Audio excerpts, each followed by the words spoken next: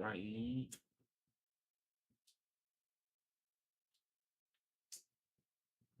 Are you there?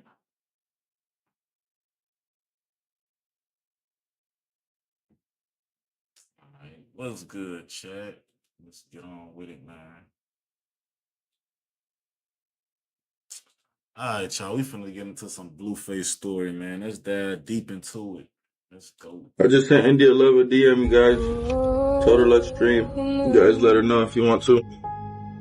Hey, I can see where I put my screen at. You are still young in your 30s. I tell you I that. know y'all can see that. Yeah, I had to cover cuz up. I ain't come for him. Shit, ain't that DDG little thing? Well, she a pass around, I guess. Shit. You know, I'm trying to be where he at, Chad. Like this, that's me. That's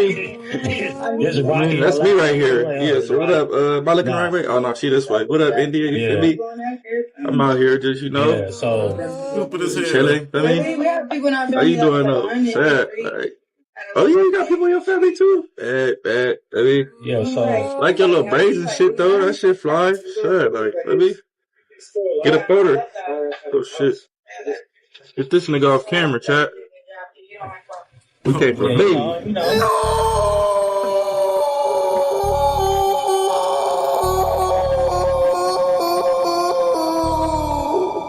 Blueface just took India from DDG? Shout out to D Green with this, man. Hey. Now, I am not glorifying this in any way, shape, or form, but Blueface is a real demon. I mean, look in his eyes, bro. He looks completely soulless. My third eye is open, bro. He's been in California for way too long. Now, y'all remember just a few days ago, Blueface and DDG was not seeing eye to eye. DDG ain't pull up the Blueface's baby shower, and Blueface was like, fuck her.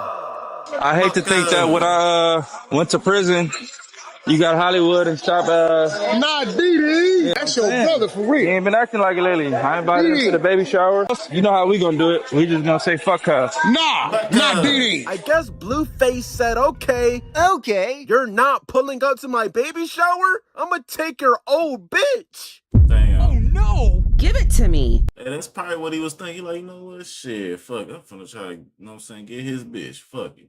But shit, she be around everybody. She be trying to be on funny Mike shit. Everybody though, like she irrelevant low key with it.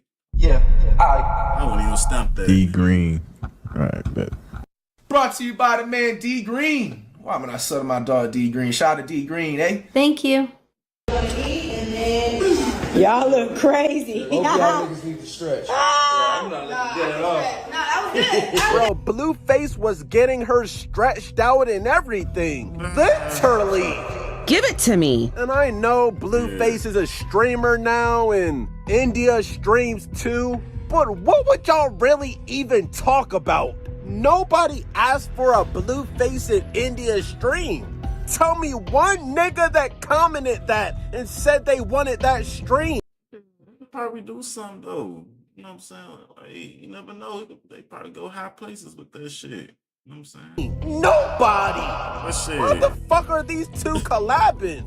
Now, India, everybody knows a while back you were with the game of Blood, and now you're with Blue.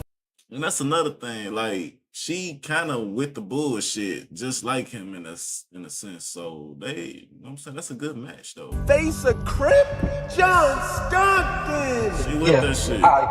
India love be with all the Crips. I got next Kurzo. Hey man, I guess India be with the Bloods and the Crips. Pontiac. Damn, you banging on me? Damn, nigga said, which neighborhood you from? Are you Christian? Damn. Wait, no, this ain't the time. This ain't the time. This ain't the time. This ain't the time. It's not the time. It's not the time. India. Nipples out, you know what I'm saying? Like, who gives a fuck? Like, I know he don't really care for real. He shouldn't care for real. Love. Dance. They gonna run away if you do your dance. Try away. I What dance I do in the drive? You don't know what dance you did? Somebody pull up a clip. I know y'all know what I'm talking about. Catch the beat. What dance did I do? The little walk you did in the driveway. You do that to the bear, they'll run away. What driveway? You did a whole dance. You would act clueless and shit. The walk. I do so many dance. Oh my God. What? Oh, hell no, Moo. You do that You shit. keep teasing me with this You did it though. goddamn You clip. did the dance. What the f does that dance have to do with anything? If you do that, if you bang on the bear, he ain't gonna fuck with you. She I'm blood done. crip. She all type of shit. So you did that dance to me, I'm jetting it. I'm out of here. I'm running my ass. Throw up your set for me. And that was real sets? What about yourself? She started doing. I'm good. She, yourself for me. Whoa. Big woo. Yo, I'm big you with the 10 gifted. Then we, like, I gotta run it back. You ain't got no black hair, boy. Now I know she was representing for Nipsey. Sure. Y'all remember she was crip walking and all that shit? But India linking up with Blueface was not on my 2026 bingo card. And apparently Blueface has another girl named India. What? Introduce yourself. Tell them your sign, your name, your age. They've seen you multiple They know who times. I am, but motherfuckers wanna act like they don't know. India, skinny ass India, even though, you know, got a little bit slim dick. Got cool storyline for India. When I was in jail, India decides to expose all my business. Cause he wanted to act like he was married. And yeah, that's how me and Whoop-de-Whoop ended up breaking up because of India. What's wrong with his Insta story? They look cute. She hurt. And you think I'm about to get on here and be like, I'm gonna get her. I'm gonna get him. No. I ain't gonna lie, she look tired as hell, boy. She look through. Like, she exhausted and all type of shit, man. That was actually cute. The picture was Bro. cute. Cause you ain't gotta worry about that dumb ass more because I'm already here and I'm not going no motherfucking Damn. Act like you know, nigga, Like not like you that? slow, nigga. Damn. Shit. I'm not finna keep saying it, not finna keep talking about it, not finna keep going round and round about it either. Bro, he be finding these toxic bitches. Oh, hey, I ain't gonna die. Like, god damn. Another one. Hello? Oh shit, my bad. I thought I was calling. No, you calling your girl. My bad, girl. Alright. I'll be home soon. Love you. I love you too. Bro, Hey, shit, my fault, but I need to put that shit on my damn streaming deck. Another one. Bro. these girls really don't care about anything. As definitely long as don't. you're giving them money and clout, Give it to me. bro, they'll get clapped by anybody. No way Blueface is having his way like this. He got bro. about 10 different girls in his rotation. And remind you, he just had a baby yesterday. Don't be He's kissing still. them if you be doing other things with them lips. You eat ass. Shut up. I haven't ate ass in forever. Huh? Now, India, I know you were getting passed around by Trayvon Diggs. He's back in the NFL, so you won't be hearing back from him for a while. You were getting passed around by Duke Dennis. God damn. He's never gonna take you serious. But for whatever reason you were obsessed with him, Give it to me. you were getting passed around by Pooh Shiesty, but we know Pooh Shiesty not about to get out for a minute. And God. now you're with Yeah, that nigga precisely over with. He gonna be out for like 40 years or so.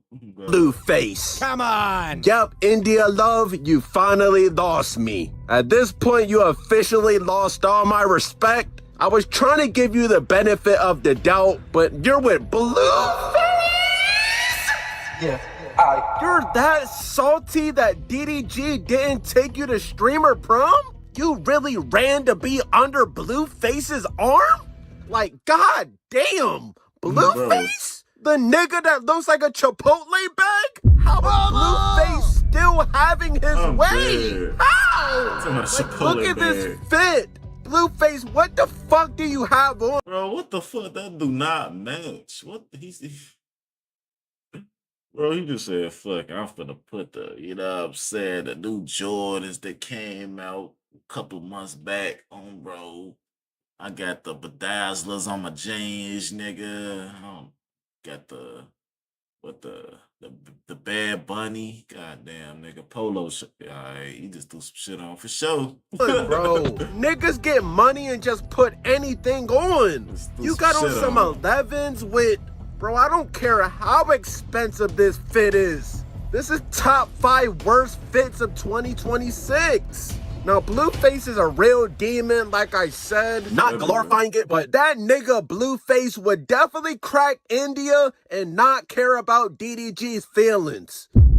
Now, DDG can keep saying, me and India never dated. Yeah, okay. Okay. You're telling me out of all the times that Blueface and India could have linked up, they finally link up after Blueface and DDG have a disagreement? Perfect timing. Who the fuck is DDG? India coming home with me. Yeah. I feel like she purposely did that, though. Bro. I got a call. All right, man. We finna get into QCP. Let's dive into the story, man. He passed away. Earlier this morning that QCP had a massive heart attack at the age of 45 years old, and he was found unresponsive. Now, there's varying reports currently going on. Some outlets are reporting that he had passed away. TMZ is reporting that he's currently in ICU and fighting for his life. TMZ reported that as of now, QCP is still alive and currently receiving medical care. The label says that everyone keep P and his family in their thoughts and prayers and respectfully give them the privacy and space they need during this time. QC adds, we deeply appreciate everyone's concern, support, prayers, and love and energy right now. Now, Pierre Thomas is his full name. He helped build the careers of many stars. As you guys know, we don't need to name it. Migos, City Girls, among others, is currently hospitalized after suffering a heart attack. TMZ has learned he's currently, at the Las Vegas hospital, currently in the ICU. Wack 100, who's one of QCP's best friend, he took to social media to alert everybody and let everybody know the current status of QCP amid the rumors that QCP had passed away.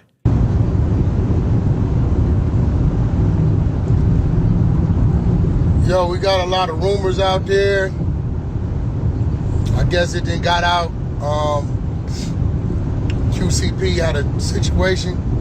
I'm seeing the blogs running with the extreme that he's no longer with us. Totally untrue. He's still alive, he's fighting. So all that QCP is no longer with us. Y'all kill that narrative and put the prayers and the blessings out there. I'll be on. I don't know if he's still alive. Like, is he still alive? Let me see.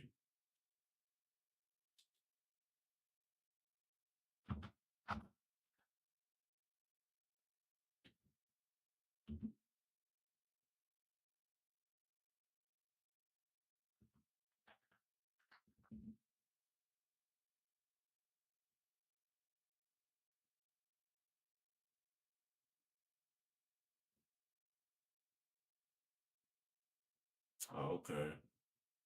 So he's still alive and receiving medical care after suffering heart attacks in Las Vegas. Yeah, he's still alive. That's good.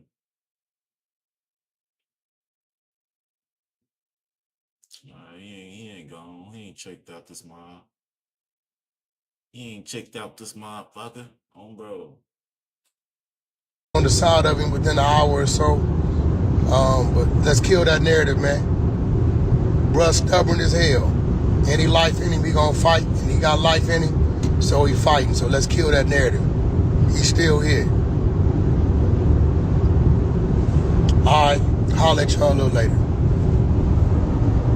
P is currently fighting for his life, and we all gotta be on our knees praying right now. Because if we lose P, this is the biggest loss that hip hop would have suffered in a very long time. There's not a greater loss than QCP. So right now he's fighting for his life. We need to be praying. While P is currently going through this, I want to take the opportunity before we even discuss QCP's contributions to hip hop, what he has accomplished so far in his life, I want to discuss QCP the person. See, me and P had a run-in at some point about 2 years ago. See, I did a podcast, got to speaking on rumors that were circulating about P, that for the most part, I didn't really know too much about. And it got back to P through a mutual. And the mutual put me and P on the phone. Now, the mutual was upset and hot and mad. So I'm thinking P about to match that energy. Because P is worth $100+ million. P could have made my life a living hell if he wanted to, especially the way I was speaking about him online. And the way, like, the mutual of ours was yelling and screaming and pissed, I thought Q would have had that same temperament. No, his temperament was cool as ice. Cool. We hopped on the phone, and the first thing Q said, bro, like, do you know me? I said, no. Then he pretty much break down, like, yo, you shouldn't be speaking about this and this and this if you don't know me. And he educated me on what the situation was. And he broke things down. And P never yelled at all. Not once during that conversation. He didn't raise his voice not once. He essentially says, man, I'm not worried about this, man. Like, I'm not. Right? But he just wanted to educate me. The person who put us on the phone was more upset than P. And that's when I knew, okay, yeah, this is how he got this far. He got this far because he's a thinker. He got this far, he's a cool temperament. He got this far because he don't really take things personally. This is just the overall good dude. And that brings me back to another incident where we seen P's temperament on full display. You remember when P sold QC for like $300 million and black people all across the world began to give him backlash and tear him down and call him all type of names? If you remember his statement in the middle of the heat and the backlash, yo, you see exactly who he was or who he is because he's not dead. He's currently fighting for his life. But you see exactly who P is in that moment. See, in that moment, anyone else would have taken that moment to lash out and tell people to mind their business. But instead, he pushed for positivity and for us to rally around positivity instead of tearing each other down. And he chose to uplift black creators. It looks as though South Korean music company HYBE America has just purchased the Atlanta-based Quality Control music label, which is the home to artists like the Migos, Little Baby, City Girls, and Lil Yachty. According to Billboard, the deal was reportedly worth $300 million. However, outlets like Variety have reported up to $320 million. According to HYBE regulatory findings via Billboard, Scooter Braun's company paid $250 million in cash, along with $50 million in stock to Quality Control's co-founders Kevin Lee and Pierre Thomas. All of HYBE's leaders are entrepreneurs with phenomenal combined history of finding talent and taking it to the next levels. Pierre Thomas. P and I are ecstatic about this partnership with Scooter and HYBE and are confident that they can get us to our global ambitions we've had in our scope since the beginning of the company, as nothing means more than our artists impacting worldwide. Over many years, Scooter and I have cultivated real trust and a common way of looking at the world and culture. Kevin Lee. The acquisition of Quality Control has received mixed reviews online. QC has always prided itself of being a black-owned business, leaving many to suggest that the company sold out. Wish it stayed black-owned, like he really built that label brick by brick. Don't sell grandma's house. Why aren't there any huge black labels? R&B, rap, hip-hop owns the music industry. So why is that? The heavy hitters can't all come together and make some massive label or create a black bank? Quality Control has some of the best artists in hip-hop and sold out for $300 million. In 10 years, they could have been worth billions, could have passed the business down to their children. Because of this criticism, Thomas was compelled to post on Instagram with the caption explaining his thoughts on the matter of being labeled a sellout. I don't usually post long notes, but I recorded some thoughts tonight. There's no value in separation. There's so much more value when people are working together and not hating and taking each other down, especially when you come from nothing. Stop thinking people are selling out. Instead, see people are selling in and see that you are building something to create more for everybody. Black entrepreneurs are not getting these opportunities on a regular basis, and they should be. Let's stay inspired and celebrate the blessings and leveling up and breaking up barriers. Ready for the next chapter. In that moment, you got to see exactly who P is. A lot of other people, and we've seen it as of recently, if they're in the middle of drama, if they're in the middle of backlash, they lash out. They go off on black people. They denounce their blackness. P didn't do that. No, he rallied around his people. He understood it. He stood in the fight. He took it. That's who P is. A solid, good dude. Now, I want you guys to hear from P's mouth exactly how he built his empire so you can see how inspirational this is. This is a man who was in the streets, but at some point realized the wrongs he was doing was not worth it and wanted to get out the streets. And that led to him putting his money, his resources, and his vision into music, and it ultimately pay off. That I built. Yeah. You know what I'm saying? But the quality control is yours. Like, It's how did ours. that come together? I mean, that was your vision, right, P, at first?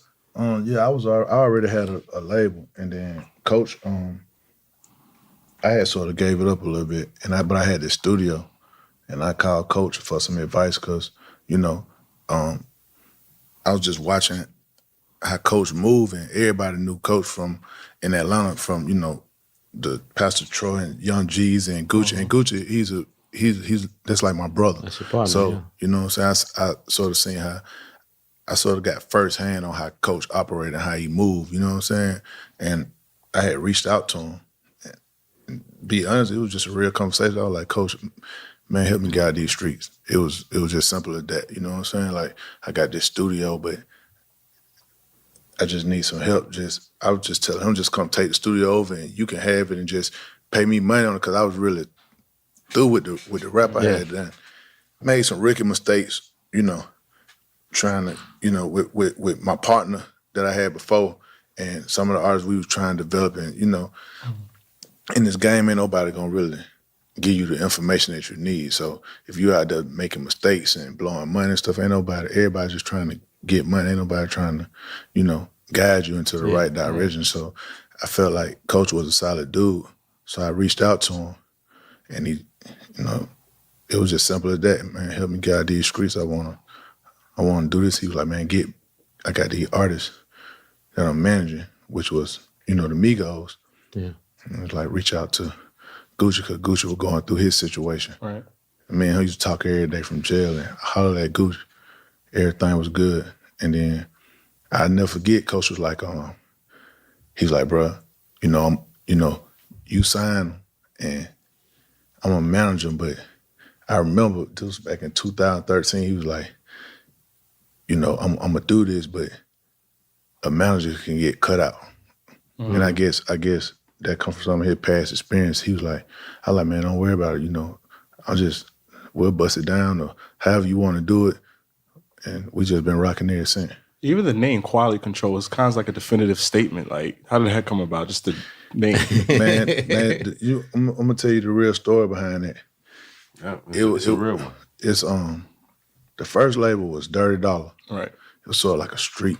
Me and my partner Dirty, it was sort of like a street bad name and stuff on it. So not a bad name, but it was just like street. You feel what I'm saying? But it was too street. And Coach like, you need to change it up. You feel what I'm saying? He like, you need to make it clean. So he like, what means a lot to you? And I was telling him, I had my best friend. He got killed in 2009, and it was a real situation where both of us was in a situation where both of us got shot, and I lived and I survived, but he didn't. So, that's like my best friend. We called him Q. His name was Q. His name Karan Dennis, but everybody called him Q. So I said, Q. I said, that mean a lot to me. That's like my best friend. I cherish him. He like my guardian angel. And he was like, I'm gonna come up with something. We praying for QCP. Hope Big Dog pull through, man. Hip hop don't need this loss right now. The culture don't need this loss right now. So if you're a prayer warrior, man, hop on the hotline, pray for P, Yeah. and let's get him. He seemed like it's good now, the update. You know what I'm saying? I looked it up. So it seemed like he's good now, though. Damn. Bro, that nigga humble as hell. Oh, no.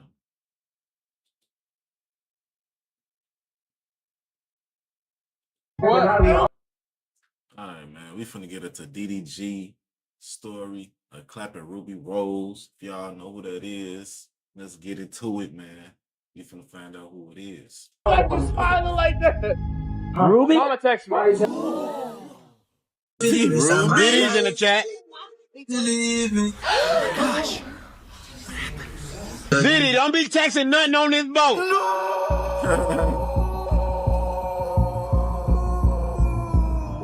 DDG is still clapping Ruby Rose? Give it to me. Shout out to D Green with this, man. Hey. I would like for you to go Ruby. I'm not gonna lie, Ruby mad cool though. We have never did like no content together to even, I wouldn't even put her in that space, bro. But this, listen, bro. I feel, but it's like, bro, the streamer atmosphere, I just know what type of girl she is. She'd be overstimulated 5 seconds. And that's where you will have to calm her down, nigga. You a man, nigga. No. Why you gonna let her get overstimulated as a grown ass man? Going with somebody else. Oh yeah, they said you should bring Ruby. Think so? Yeah. Hey, bro, I'm not gonna waste any time. They're obviously still in communication. I mean, we already knew that, right? DDG just dropped some new freestyle. He says something like, I ain't cool with none of my exes except for Ruby? What? I ain't cool with none of my exes except for Ruby. Now, I'm not gonna lie, name dropping is crazy. Now, it's one thing to mention Ruby subliminally, but legit name dropping is kind of crazy, bro. I'm not gonna lie. Bro, no glaze, but DDG's all-time roster is crazier than these athletes and these other rappers. Bro, everybody worried about the Duke Dennis's, the Marlon, all these people, bro. DDG, the one you gotta worry about, bro. Man. He the one that should be pulling them off to the side. Like, give it to me. Why the niggas keep saying that, bro? When you know, niggas you know. keep saying that, bro. You lying, yeah. Worry about DDG, bro. Yeah, I got them all. No, I don't. Yes, you do. Who's on the roster for you? Who you looking at? What's the scouting report looking like? I don't have no roster, man. I don't know. Yo, chat, DDG's chat, everyone's spam his roster right now. I don't have a roster. I don't know. Nah, you gotta, I'm not gonna lie, bro. You in the Hall of Fame, brother. You in the Hall of Fame, bro. Okay, I've dated pretty women. Yeah. That don't mean I have a roster. That just mean I got good taste. DDG reminds people of Joe a little bit in the fact that Joe used to have a roster of bad like, people used to be like, you know, Bow Wow was one of them guys who'd be like, damn, his hit list is pretty impressive. Like, he got some baddies. That's DDG too. Can say a lot about DDG. He corny, he this, he blah, blah, blah. He always doing stunts, he always faking. Man, who was the chick's DDG? I think he was with some chick named Kennedy. She looked bad. I heard him mention some person in Essence. I don't know how she looked. But he was with Ruby Rose and he pulled Halle Bailey. DDG do be pulling some baddies. So we got to kind of be honest, like, whatever it is that you don't like about him, you got to give him credit with that. Like, my boy's pulling baddies. You feel what I'm saying? And I get it. Y'all might be like, no, well, anybody could get Ruby. But, man, that was Ruby before Ruby was now, like, I don't know what Ruby doing now. But DDG has had a solid roster, but he's saying that he's only still cool with Ruby. But D Green, in the title, you say he's still clapping her cheeks. Now, if you listen to this entire song and you can put 2 and 2 together, DDG is still Ruby Rose to this day. Give it to me. D Green. All right, bet. Brought to you by the man D Green. Why am I selling my dog D Green? Shout out to D Green, eh? Thank you. Who is your favorite ex? You're so messy. Ah, shit. I literally asked what the chat asked. They all blasted. Okay, They I'll say it blasted. starts with a D, but Oh, I know who it is then. I have 3 exes that start with a D. Nah, I know who it is that. Yeah. My favorite boyfriend of all time was probably my last boyfriend. His name was DDG. Who your favorite ex though, gang? My favorite ex? I know who it is. Come on, bro. Why you trying to give me this clip, man? I should have never gave that nigga that. I know who it is. I know who it is, because that's my favorite too. No! My God, no, bro. Mel, you don't have to cry, brother. This is not that. And on top of that, you didn't have a chance regardless. But I gotta say this, y'all, like, when it comes to her, like, we don't, it ain't nothing like y'all think. Okay. Like, you gotta understand, it's homie shit. Like, Yeah. Sure. I can say it all I want. Y'all not gonna believe me, but like, no, this is like, it's not that. So they're just friends, right? Or are they friends with benefits? I know I called that been my friend, but that my sneaky link. He said, I know I called that Ben my friend, but that's my sneaky link. He's talking about Ruby. Shit. Y'all know D Green is never wrong, just early. DDG has been cracking Ruby Rose on the low. That's his sneaky link, bruh. Now, I'm not gonna lie, I done forgot about all of DDG's exes, bro. Let me try to find a list. Oh, here it goes. Famousfix.com. Bro, imagine being able to see a list of your exes online, bro. That's crazy. Yeah, Essence. Bro, this is really where it all started. In college. But I think I dropped a video about this in the past. Essence got pregnant by some random nigga. Okay, who else? Imaja? Damn, this website is messy. I completely forgot about Imaja. Y'all remember when DDG was dropping vlogs like 3 times a day, bro? And he snuck a kiss on that girl? Damn, bro, this was like 10 years ago? Nah, this nigga DDG's roster must be studied, bro. This nigga got bitches on here I completely forgot about. Oh shit, this website is messy, bro. Of course, Kennedy Simone. I feel like this is probably one of his most serious exes. I ain't a killer, but don't push me. Okay, I forgot about Holly, but besides Holly, this is like one of his most serious relationships. But damn, he's not cool with Essence, Imaja, or Kennedy. Who's next? Huh? Who the fuck is this? Bro, who is this? Bro, is this that same annoying girl that be with Deshae? Is there an era that I missed? I read everything. Apologize to DDG. For what? DDG saying you're weird. Really? He weird too. Who is this, gang? Moving on. Hey, bro, what the fuck? Wait, what? Now, DDG did clap Ash, but they never dated, so I guess they're putting everybody that DDG has clapped on this list. They really put Soluminati's ex on here, bro. You know what I'm saying? That's tough. But obviously, DDG is not cool with Ash. Tiana? Wait, DDG ain't cool with Tiana no more? He said he's not cool with none of his exes except for Ruby. Another thing, we never dated. That was never my boyfriend. Ever my boyfriend. We never, ever dated. Like, we have been friends since I've known him. We've never dated. Sure. So, the whole, like, oh my God, that's your ex. No. It bothers me that, like, also, like, he's on trips and doing things with other females. He ain't cool with Tiana? Who else? Who's next? Hey, bro, what the fuck? Is this Whoa Vicky? I know DDG ain't clap Vicky. Give it to me. 1, 2, 3, 4, 5, 6, 7, 8, 9, 10, 11, 12. Damn, why they staring? Oh, no, he clapped her. I swear, I didn't mean it like What you mean that. you ain't doing That's some that? friend shit. Kissing on the forehead. That ain't no friend shit. That is some friend no, shit. Yes, it is. No, none of my friends kiss me on the forehead. Vicky, relax. Relax. You OD Vicky. right now. Vicky. What you doing? Why you trying to kiss me? You tripping. I gotta go. Icky Vicky, ew. Bro, is there an era that I missed? I know DDG didn't fuck Whoa Vicky.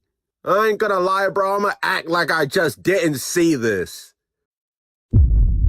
Shit. Shit! Okay, so this has to be the messiest website on the internet, bro. These niggas really put Lala. Hey, bro, don't let Jay Cinco see this, bro. This is not even me being messy, bro. This is famousfix.com that has Lala Baptiste as one of his exes. Who's next? 7?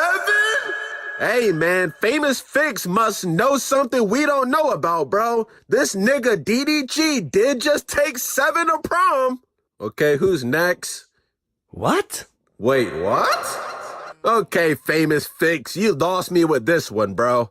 Bro, ain't Bree the Hooper? She don't like niggas? You know how to cook? Making tacos. You be doing squats?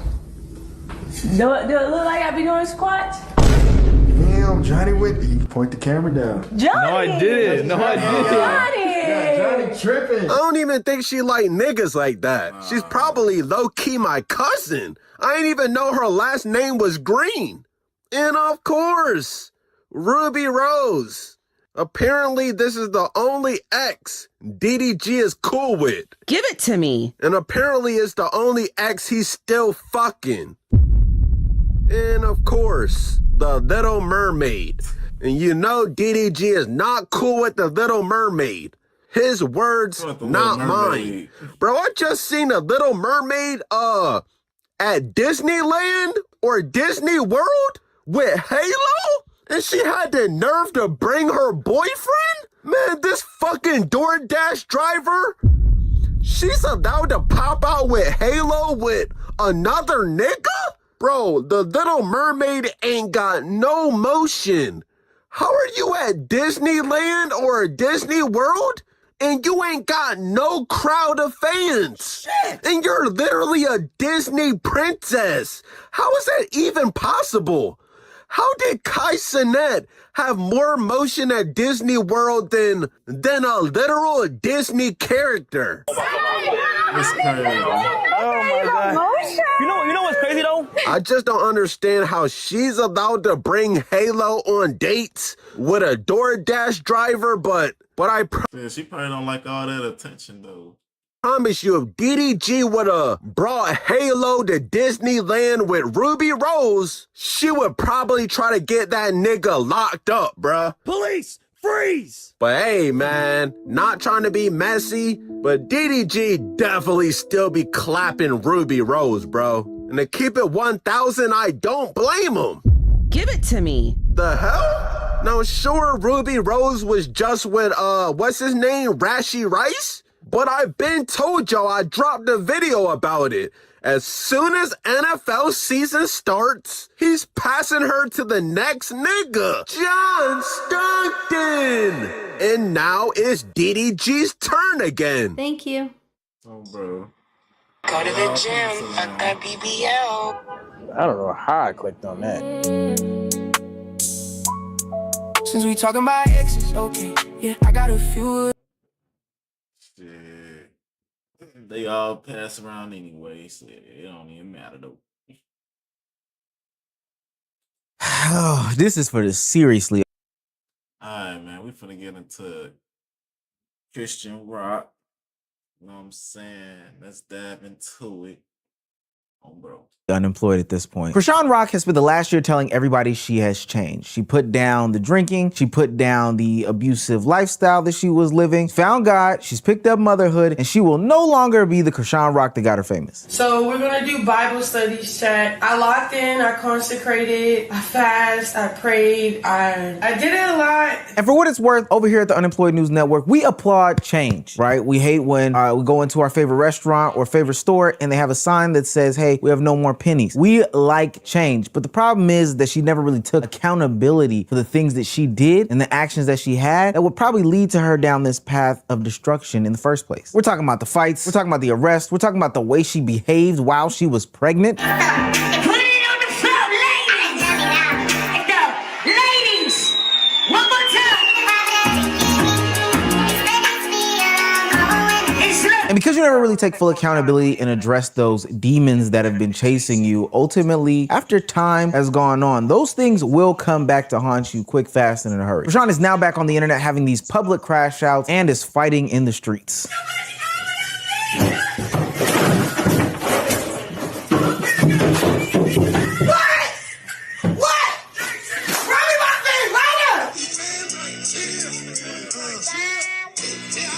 Come on now. Hold on. Oh, hold on. Oh, get right. Oh. Oh, these are real punches. Oh my God, that's the car door. Ooh, there's a real fighting. I know exactly what's going on here. So maybe Chrisean didn't become a different person. Maybe she just gave the same person a new image. If you're new to this and you haven't already, please hit that subscribe button. It's gonna go a long, long way for the channel. We're already at 185. My birthday was yesterday. Let's give me a birthday gift by hitting subscribe so we can get to 200K. Don't make me have to Chrisean rock you. Now, back into the video. Chrisean Rock is notorious, for lack of a better word, on the internet. All the public crash outs, the relationship with Blueface that was toxic, the whole thing with the pregnancy, all of that stuff. But it seems as though the internet commentary was getting to her. Maybe she was growing up, her life actions, she wanted to change them. But since the last time we covered her, she has seemingly turned her life to God. She's put down the drinking, she's put down the fighting, she's put down the smoke, she's put down all these things that were toxic in her life and is putting a new image of a new person in front of our eyes. And for what it's worth, at first, I was happy about it. I'm gonna start streaming from my bedroom. So we're gonna do Bible studies, chat. I locked in, I consecrated, I fast, I prayed, I did it a lot. And this transformation is admirable. Oftentimes on the internet, we don't give people place and space to grow and change. We kind of hold them to a standard that they once were when they were younger or in a messed up place in their life or whatever the case may be. But to me, as long as you are showing like these efforts to change who you are, then I think that people should acknowledge that and give you a round of applause. Because we've got to remember this transformation came from years, and I do mean years, of the drinking, the behavior that was happening in the past, the fighting, the cussing, just the belligerentness. I mean, she was Zeus Network, but unscripted, and it was all on our timelines. I think the worst of it all was how she was acting during and after her pregnancy with Chrisean Rock Jr. Chrisean Rock is a horrible fucking mother, because at the end of the day, you're sitting here talking about your son doesn't have a disability and that you don't claim This nigga got pencils and shit. All type of shit on his finger. Goddamn. that in Jesus' name. Bitch, Jesus gave you the fucking doctors to tell you that your son has disabilities. God will send people in your life to tell you certain things that you don't want to hear, but it's the form of the truth. Several family members have told you, several friends have told you that your son has disabilities. It is okay to pray over your children. It is okay to cover your children in prayer. But what is not okay is to be a dumb dick sucking bitch and forced to not believe that when you was drinking, smoking, popping pills your whole fucking pregnancy because you didn't know who the father was going to be. This girl is literally a fucking walking CPS case and nobody sees it. And it's literally so aggravating because that poor baby deserves better. Now, I will say for the most part, while she was going through this transformation, the timeline was very proud and happy of what she was doing. But for me, there was a little bit of pause. I remember just a few months ago when she went on another podcast talking about her transformation, talking about the things that she had learned and changed. But specifically when it came to this section where she was talking about her baby and how the online community is talking about whether or not the baby has mental illness, her answer to me was extremely toxic or shaky as far as what is she doing about the baby's diagnosis. Blueface doesn't seem active in the child's life because of his disability. My son does not have a disability. He is developing at his own pace and hitting his milestones. Bro, she's still fucked up. Like, bro, everybody seen that the baby got a disability, bro. Like, why you don't see that? Like, real talk, like, come on, man. Why you being naive like that? In his own timing. Every child is different, and I'm confident in his growth. If I said it, he had a disability, then he... Right, but it's like... Don't tell me. I ain't saying... Shit, you don't even got to say it, man. We see the shit. What are you talking about? Not even just that. It's like, say if someone, a doctor, anybody speak against your kid or yourself, then you should not accept it, bro. Yeah. Anybody. Yeah. If they're guessing or whatever, no. The word said what the word said. God said what... We taking, like, bro, it's doctors even came out with this shit, even saying this shit, bro. Come on, man. The God says. Yeah, I was really skeptical from there. Back then, I was skeptical about her use of religion. I'm not saying that she isn't somebody who is starting to read the Bible, go to church, claim these things, etc., etc. And while finding God can give us a new image of who Krishan is, it doesn't necessarily mean that we have a different Krishan as a whole. It's just the same thing with different packaging. It's not that she changed because of need. She really changed because of all the internet scrutiny surrounding the commentary around all of her actions and transgressions that were going on the internet. But once you start to look at what she was changing from, I feel like the fights and the arguments and crash outs online are the least bit of concern when it comes to her. Krishan's history is filled with extreme behavior. In 2022, she was arrested for taking a stolen G-Wagon, and also while in that stolen G-Wagon, she allegedly broke into a home and write "I love blue" in reference to Blueface in blood. Now I feel like I could make a whole video series and saga about her toxic relationship with her and her ex-boyfriend, current baby daddy Blueface. But to be honest with you, that's not the worst of it. Parents, two consenting adults, you know, they have their own relationships. I don't necessarily agree with them, but at the end of the day, it's all consensual. The worst part about Krishan Rock in her past is how she dealt with her soon-to-be newborn son, Krishan Rock Jr., while she was pregnant. Because we all was drinking, even you, with the baby and stuff. Why are you lying? Bringing the flute out in real life though. Ladies, one more time. Taking shots, smoking and shit, boy.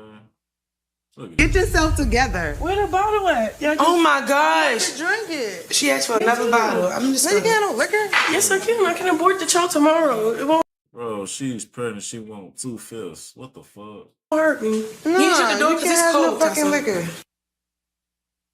She just got one. God drinking one. She want another one.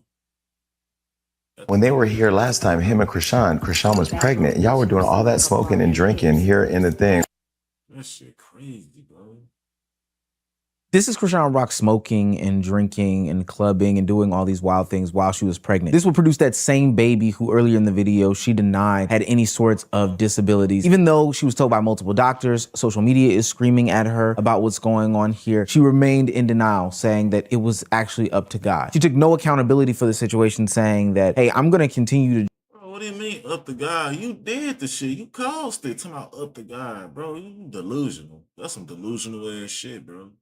drink because at the end of the day, I'm gonna get rid of it, only to keep the baby at the end of it all. And that's horrifying and disgusting. And so let's say we are in our forgiving era of it all. Let's say that, hey, you made these dumb decisions, you seem to have some sort of addiction problem, and then you found religion, and so you were able to deny the disability of it all, even though I don't agree with any of that. Let's just say we're following you down this rabbit hole. Even to this day, she is still avoiding any sorts of accountability in these actions. I guess she had finally come to the revelation that there is something wrong with the baby, that this baby does have some sort of disabilities. That's fine, that's dandy. There's actually nothing wrong with any sort of child having disabilities. What is wrong is a mother who continuously denies their actions in this, especially one that is trying to portray a new image about themselves to the public. Wearing that black dress, y'all keep saying I was drinking in the club when I was pregnant. That was juice. Really? It was just juice? I mean, she's literally denying things that we have on record, on video, on podcasts, on audio, on all of these different things, with multiple people testifying to the fact that she actually was drinking while she...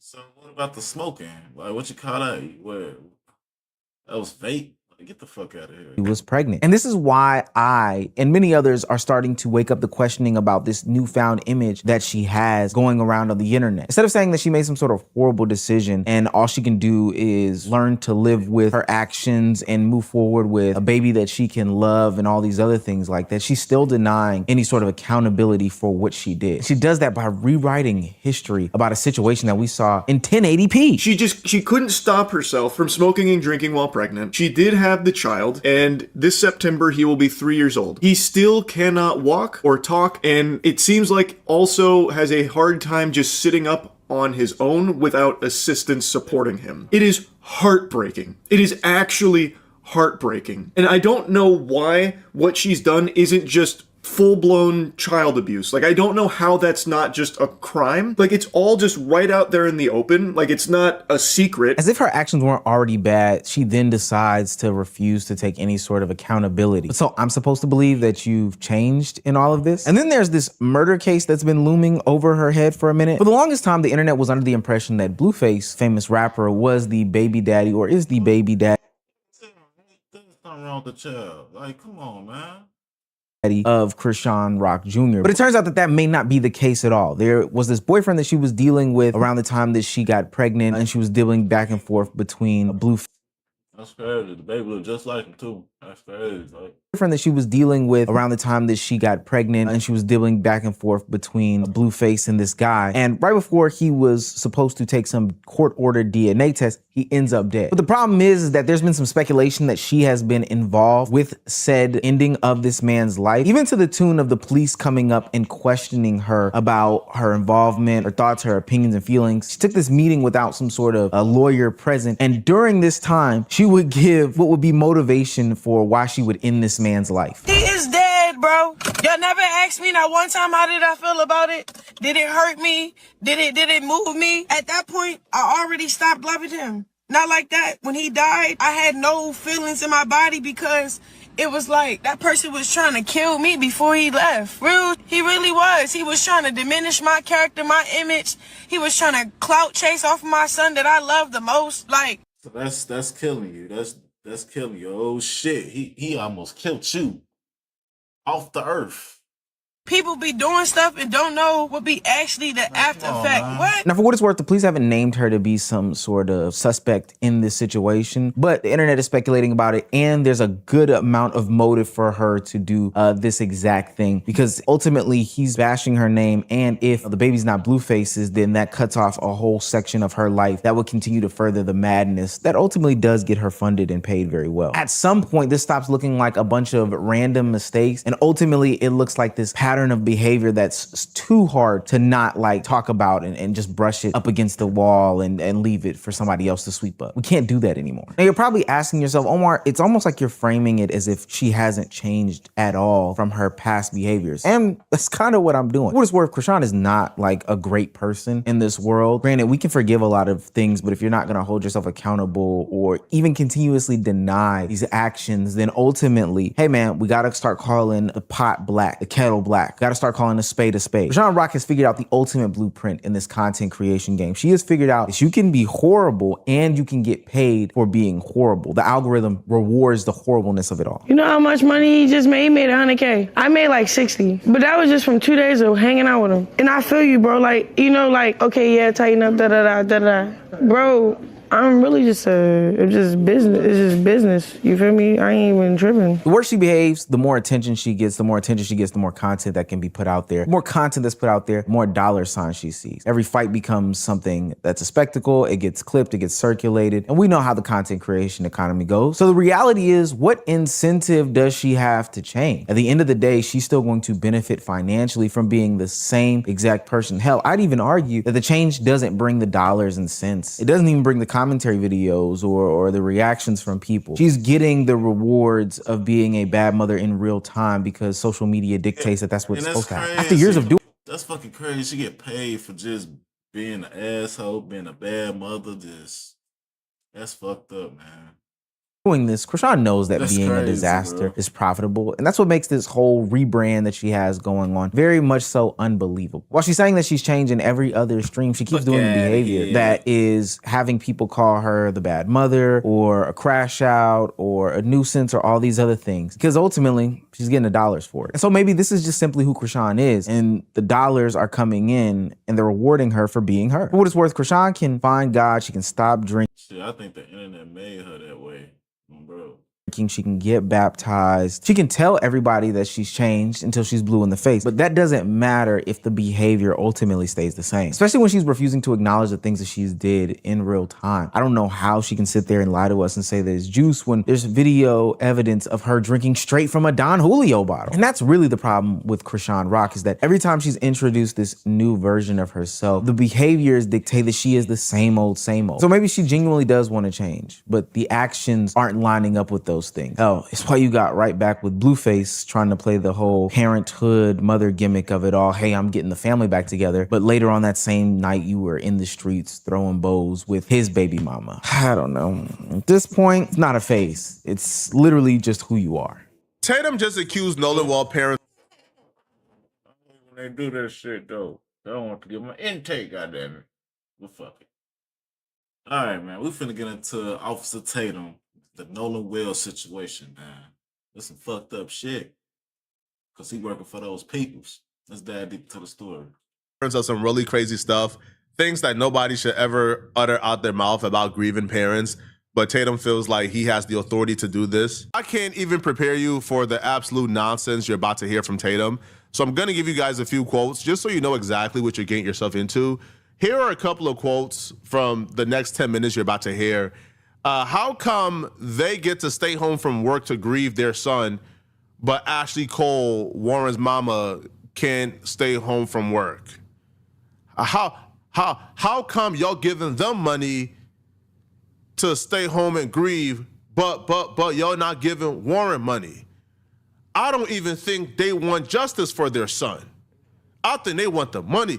This man has lost his mind, and at this point, I don't know how much lower Tatum can go. This is sick. The truth. Can you imagine to be insulted that you want answers and closure about your son? I say it all the time. All we did was ask a question. Yes. We asked a question that any good, loving, caring parent or parents would ask if something like this happened. I would hope, and I have said this every interview, press conference, I would hope that God forbid if you were in this situation, that you would ask the same question. You would want to know, because when you are left with your child is gone. Yes. We can't answer what happened, when did it happen. We can't answer any of these questions. It's hard to cycle through the stages of grief and you get stuck. Yeah.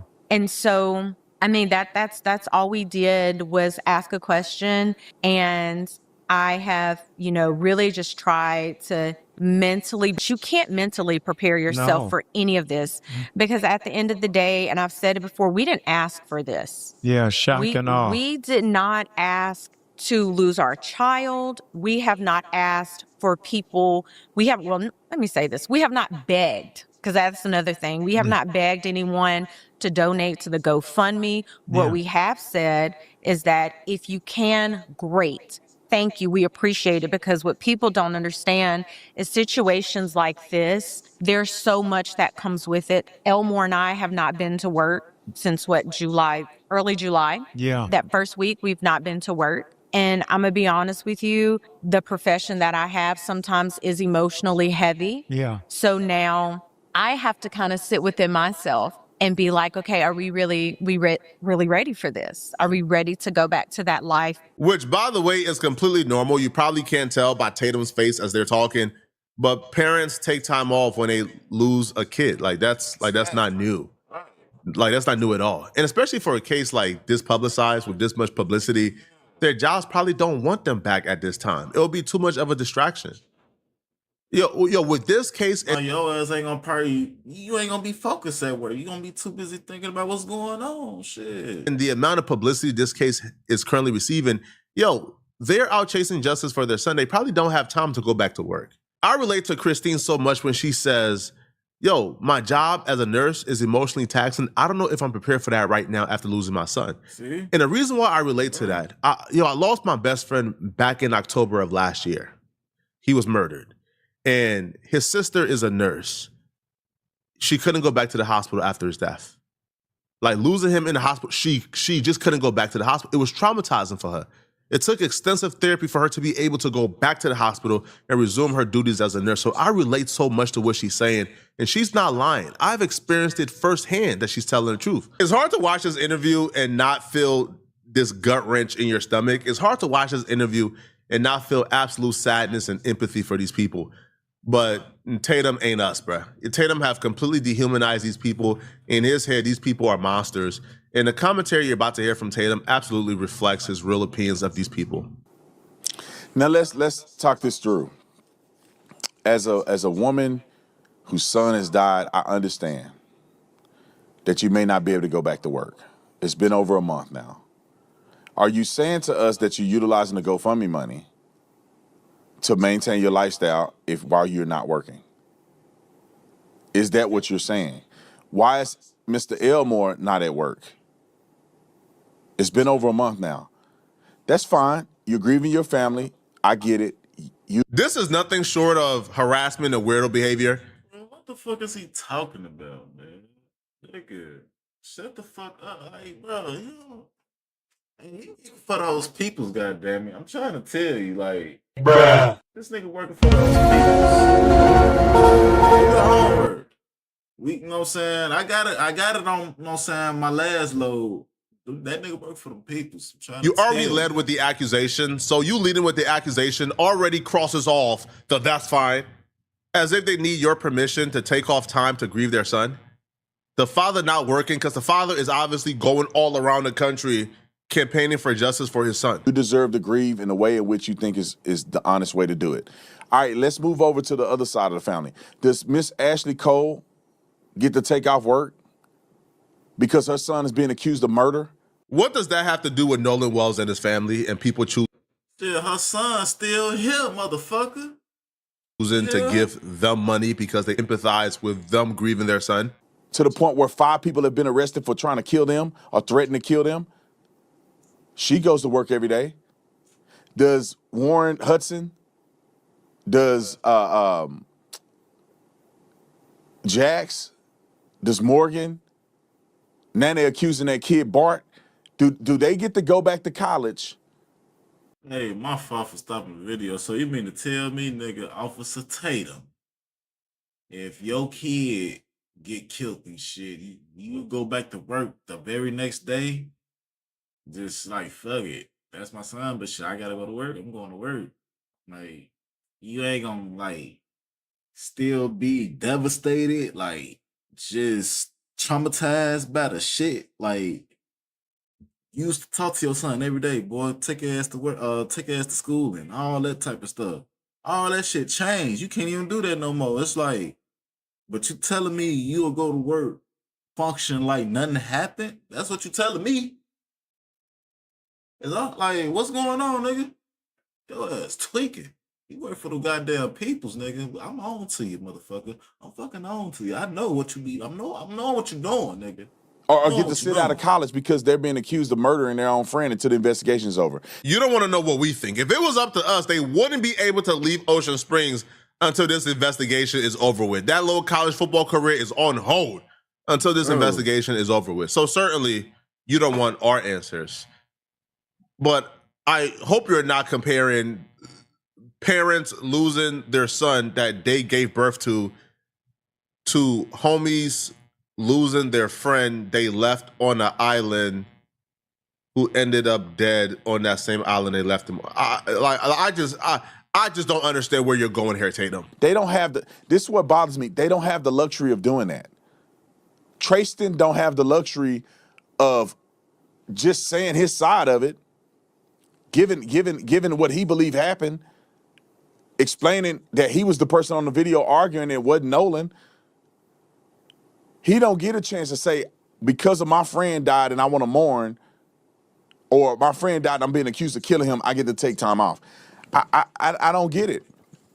But what I do see is this. Let me predict something for you guys. This is what I believe. It could be not true, but based on everything, and I've been trying to be sensitive to this family because they did lose their son. But it's getting harder and harder the more stuff they say. And then Christine put my name in her mouth. Christine said, I'm not even worthy of giving me airtime. Thanks. Well, then it's fair game, right? It's fair for me to criticize you now. Because you just said something crazy, and I don't think that's reasonable. But this is my prediction. You going there in the first place. Get the fuck out of here. You with those peoples, nigga. Fuck out of here. This is what happens in these cases. They have a case. They know it's no racial component. There's no evidence of race, but they know there can be some money made. Who do you go to when you want to make some money? You don't go to your local guy.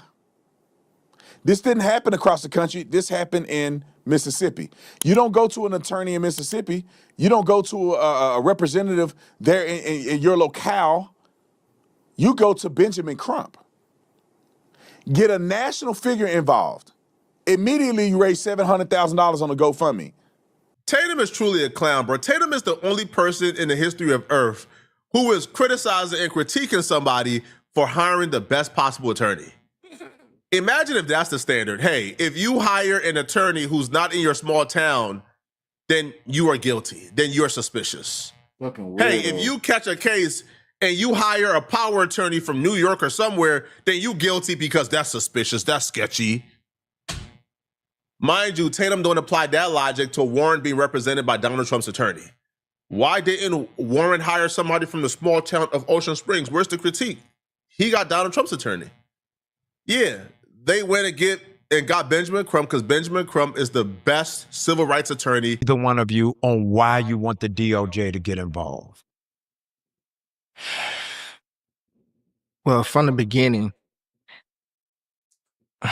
just premature statements before an investigation was made. Yeah. That, along with stuff that was told to us, which was out of character, but the premature statements and then just the way that people were moving, it didn't seem trustworthy. And my wife that day, she pulled me to the side and she said a prayer that whoever we need, whoever needs to come into our life to help us navigate this, to bring them forth. And he brought us Ben Crump and his team. And let me say this, because I've seen this too. His team never reached out to us. Attorney Crump. Attorney Crump's team, where's the camera? Attorney Crump's team did not reach out to us. Yes. What it was is when we were at Lake Mars and he and I sat there and I said that prayer, and then we went to the coroner's office and the whole thing, and finally we made it back home. Things were already set in motion. My wonderful friend group, and they were like Johnny on the spot. That's great. That next morning, it was, hey, look, I have this, this, and this. Boom, boom, boom. Is that a good enough explanation for you, Tatum? That, the local police came out and says there was no foul play. They thought that was suspicious because Nolan's body was found an hour ago and they were already saying there was no foul play before doing a full investigation. Is that enough for you? Hey, we weren't happy with the answers we were getting, so we brought in a civil rights attorney to advocate for us. Is that suspicious, Tatum? Is that suspicious? Now, it's one thing to say, hey, I don't like how they are operating or how they're doing things, which, by the way, is none of your business. But it's another level of evil when you go into depth and you accuse these people of not really wanting justice for their son, and they're only doing this for a paycheck. What's the next play? The day that Nolan was put into the ground, the day of his funeral, there was paperwork filed to open an estate in his name. I was told, and I think common sense tells you, when they open an estate in his name, they're preparing to sue somebody for a wrongful death suit. Benjamin Crump has gotten people $700 million, $800 million, $500 million, $50 million, $30 million, $20 million, $10 million, $5 million, $2 million in wrongful death settlements in civil court. They've sued these police departments and gotten tons of money in wrongful death suit. Now, I think the play is that they will not go back to work because they're going to try to prepare to sue to get a wrongful death payout. And $700,000 plus a multi-million-dollar wrongful death payout, why would you have to go back to work? You can invest that in some property, put that in the SP 500, put that in an index fund, and you can live off the interest. Especially if you get a $20 million, $30 million, $50 million, $100 million wrongful death suit. And to me, I think that's the play. I don't really know if justice is something that they want to get. I think they know what happened to Nolan. And they know what didn't happen to Nolan. I think they already know. That's why this is a PR tour and not necessarily a tour to bring awareness to Nolan Wells. This conversation should have just been about Nolan Wells, to be honest. This is all projections, by the way. If you haven't known, this is all a projection. Tatum is a grifter at heart. So in Tatum's mind, because all he thinks about is the new grift, he can't seem to fathom how grieving parents truly want justice for their son and they don't care about money. Because in his mind, if he lost a son, he would try to use that excuse to raise, I don't know, $10 million. So he's projecting what he's gonna do, how he's gonna grift on some innocent parents. We've lost all decency. Yo, the internet has really took away decency from this world. Truly. Yo, think about this shit for a second, bro. If I would have told you 10, 15 years ago, somebody would come on the internet and disparage and lie on grieving parents because they're speaking up for their son, you would say, huh? Like, what type of monster is that? But now as a content creator that does like millions of views, disparaging grieving parents, and he's being cheered on by a bunch of people. Y'all let me know in the comment section, what do you guys think about this, okay? If you're still... Man, that nigga, hey, he a bad man. Real talk. That nigga evil. For real, that nigga evil as hell, though.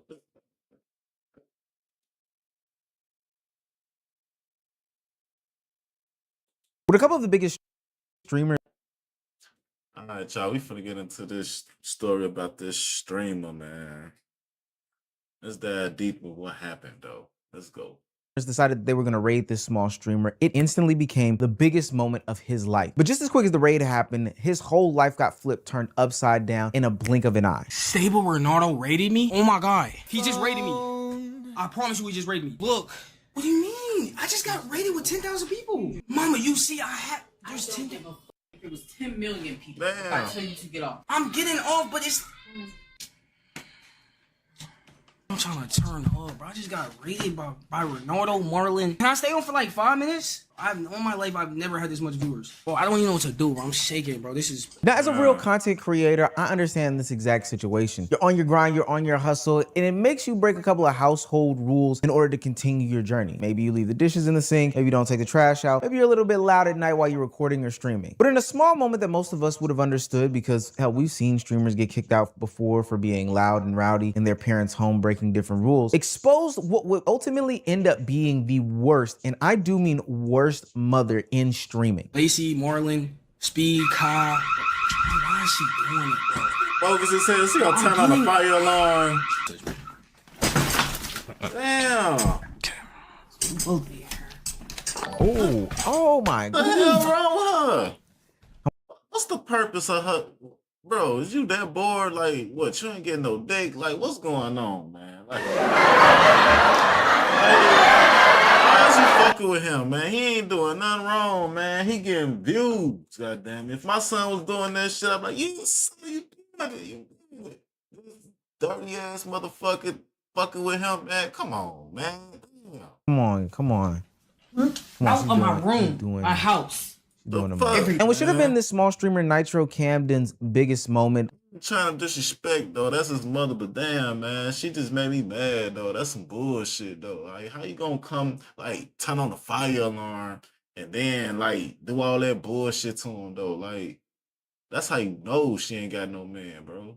A point that he talks about tomorrow in class, something that the lunch table loves to hear, instantly turned into the worst experience of his life. But what's worse is that Nitro Camden is saying that this isn't something that is just a one-off or it just happened in this happenstance. He's saying that this is something that routinely happens. It's just that nobody's ever watching. If you're new to this and you haven't already, please hit that subscribe button. It's gonna go a long, long way for the channel. Be a part of the community so you can know what's going on in the community. Now, back into the video. Before this moment, Camden was basically an unknown streamer. Somebody like most people that you find on the Just Chatting page or any other page of Twitch or Kick. They're just trying to get it out the mud. I mean, streaming at all hours and ends of the night, making clips, creating content, just because he has the desire and aspiration to make it. And in a stroke of luck, some of the bigger creators, Marlon, Stable Ron, and the creator formerly known as FaZe Rug, decided that they were going to give him a raid. That's right, they were going to take their chat and put it in front of him to give him the most viewers that he's ever had in his life. Needless to say, this made Camden extremely ecstatic. Stable Ronaldo raided me? Oh my God.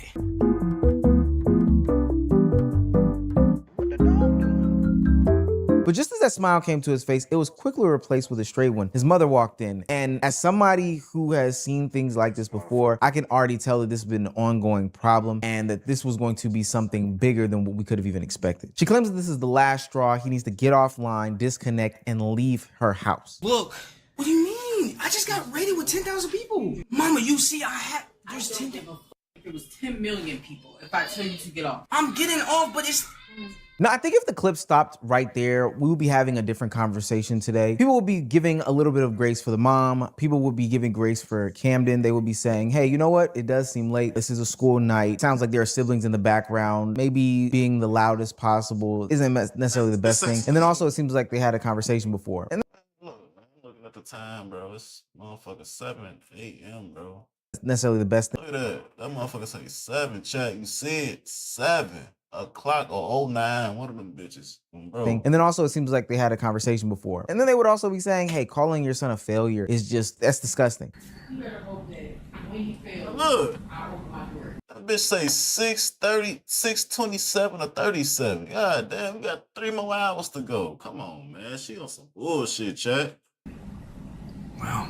You just heard it here. I'm gonna feel it. There's no real ways to frame that in a positive light, but discouraging him from chasing a dream, especially in 2026 when people are literally having their lives changes at an instant, is not the best way to go about doing these things. But any, and I do mean any grace, goes right out of the window as this stream continues. Camden seems as though he is trying to have this audience with him, but also alleviate his mom, you know, do the best that he can, you know, rectify the situation while not trying to escalate. But his mother comes in and takes it from a 2 to 1,000 almost instantly. Things do get physical. Trigger warning for anybody that's ever been through any sort of, you know, situation where their parents have gotten physical with them. This is honestly some of the most disgusting behavior that I've ever seen in my life. Damn, look at this shit. Move out of my room, my house, everything. This is all mine. It sounds like they've had these conversations before about him streaming at all different times of hours. Sounds like he has school tomorrow, but to be honest with you, none of that matters. The minute that she decides to put hands on him, attempt to bite him, force him in these different directions. And the best part about this is, even though this is a silver lining, is that it's all caught on camera, because this is probably a situation that he's dealt with over and over again. He's been trying to explain this to people, but now he has the video proof of it all. Just a few moments earlier, Camden was on the high of a lifetime. He was experiencing euphoria because it seems as though the dream that was ever so elusive was right in his grasp. Instead of completing the mission of getting these eyes of people into his chat so that they can watch him be entertaining, now these eyes, these thousands upon thousands of eyes, are now in his chat watching his home life fall apart. And I don't know if I doubled down enough on this, but the mother's behavior is totally inexcusable. For anybody that's about to come in any comment section saying like, well, you know, he should have decided to get off stream or not yell during a school night. Gang, how does that correlate to her biting him or attempting to bite him? Like, none of that makes any sense to me. There's no justification in this at all. Now, part of me did want to look away from this stream because this is a tough watch. This seems like a private moment that we should not be seeing. But the longer that Camden left this stream alive, it became clear that this was something more than just a one-off. It seems as though Camden had been living this life, this terror, this nightmare for an extremely long time. There's times, obviously, I said this, and then I'll be like, oh, okay, we'll have a little talk and we're fine. I'm done. This will save me so much money. I don't care. This could be my office and store all my school stuff. I don't have to worry about all this senior expensive stuff. It's a win-win. The child support don't matter either. I'm still getting paid either way. He owes me over $14,000. Either way, I'm still getting my money. I don't care. So hear me. I've already took away your phone. I've already emptied out one of your accounts. I just can't get the other one. No. I don't know why it won't let me. The nightmare that Camden had been living seems to be coming clear for this new audience, and it is one that Bro, she emptying out accounts, bro. That's crazy. She the worst mama of this year, bro.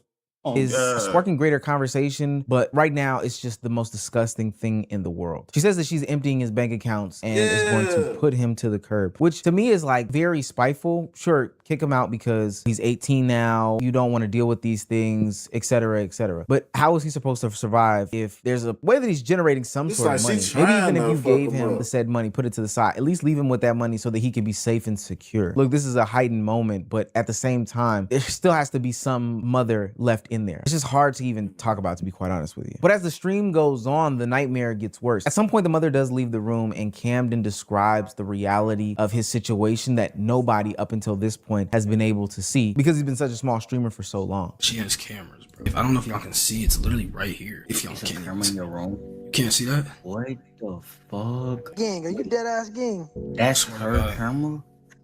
Yeah, what the fuck? And then later on in that same stream, he shows a recent birthday card that he had gotten from his mother saying, "Happy birthday, now get out, LOL." Something that probably could have been or was laughed off as a joke at that That's crazy. moment, but now with all the context behind their relationship, it seems as though she had been plotting or planning or waiting for this moment for a very, very long time. His mother isn't new to this. She is true to this. It's gotten so bad that even Camden's friends that have lived this experience with him, probably consoled him in some way, shape, form, or fashion, are now saying that, hey, this isn't a situation that's new to us. We've seen these things before. We've tried to navigate these things, but ultimately she is exactly who she's showing to be on camera. Give you an update after everything you've seen, bro. His mom might be at home or she might not. She ain't kicked him out yet and she ain't woke him up yet, but she did tell him when she get back home from work he was getting kicked out. But when he get back, when he wake up, he gonna leave and go get his own phone because she took his phone and turned it off. So nobody can even text his phone right now because she turned it off. So he gonna go get his own phone, set it up, and somehow, some way get his own place to stay. Cam is 18, he live in St. Louis, he a senior in high school. This all came out of nowhere almost. This situation has happened a few times before, where she would force him to get off the game, but he never actually stayed on stream. This the first time he actually just stayed on, and you see what happened, bro. This nightmare isn't just a reality for Camden. It seems as though everybody in this household is miserable under this woman's roof. You see this shit? Go back to my VODs, you'll see. Shit happens fucking every week. Grown as fuck, I'm walking away, you come up behind me and grab my face. Do not do that. Don't do that. I'm grown just like you grown. Do not put your hands on me. She can say all that she wants, that she has these choices, these people are older, and that they don't have to stay here. But that doesn't mean that you have to treat them this. That's why she don't got a man, bro. Trust me. I'm trying to tell you. You see what's going on. She miserable. She ain't getting dick in her life. She just got these two, you know what I'm saying, kids in the household. She's tired of their ass. She just tired of motherfuckers. She, like, real talk, she just a selfish motherfucker. A selfish bitch. No disrespect to bro, mama, but that's what it is, bro. And now as an onlooker, I think I'm looking at the raid completely different. Stable Ronaldo and Marlon didn't cause Camden to have the worst night of his life. Ultimately, they highlighted and put a bunch of eyewitnesses on his everyday experience. And for what it's worth, I think they changed his life, but not in a situation in which we're talking about now he has a bunch of different live stream viewers, but ultimately to the point of people having the ability to bear witness to the day-to-day hellhole that he seemingly lives in.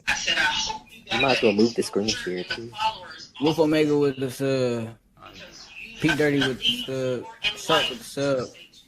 This is the second time you have attempted to ruin my entire life. So, for What the fuck? Since you have nowhere to go after today, I hope that check is a huge check. They're telling me she's trying to file a restraining order on me. This is real bad. Now, the best thing in my opinion is not that Camden now has a new viewership base. Ultimately, people do raids all the time. That doesn't mean that they stick. People come in for 2 seconds, they get the dance off, and then they leave right afterward. The best part about all of this is that now there were thousands of people that could see Camden. And even greater than that, there were thousands of people that gave Camden the opportunity to get some sort of help for a situation. Cam, if you can just message me privately, I don't want to, I feel weird doing a call with people.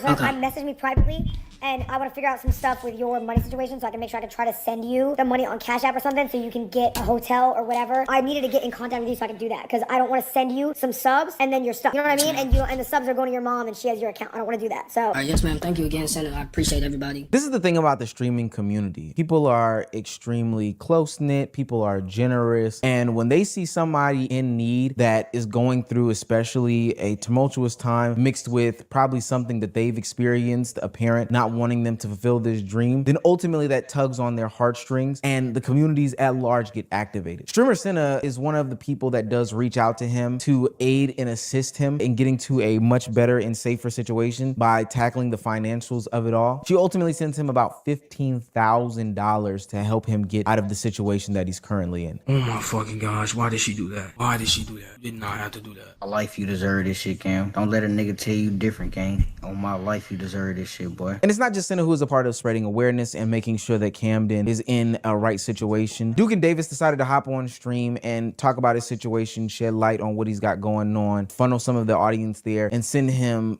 financial contributions to make sure that he is in the best possible situation going forward. Davis just gifted 100. There it is. We fucking did it. We fucking did it. Oh my God. Oh my God. Keep hustling.